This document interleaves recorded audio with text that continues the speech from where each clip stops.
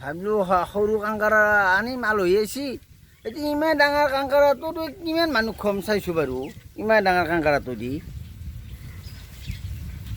আৰু শ'ল মাছ আনব দিলোঁ সৰু চাই 200 টকা কৰি আনছি, 1000 টকা দি ইমান ডাঙৰ শ'ল মাছটো। এই 1000 টকা শ'ল মাছটো দি কি কৰিব নোৱাৰিলোঁ হয় মই? 1000 টকা দি শ'ল মাছটো আনিব লাগে না, ডাঙৰ শ'ল মাছটো। এই দি আলহীক খুৱাব লাগিব আজি। 10টা আলহী, এক টুকুৰকৈ পৰিব আগত।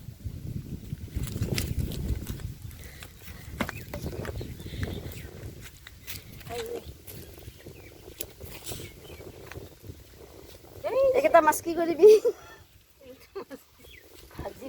পিঁয়াজি দি ভাজিব লাগিব।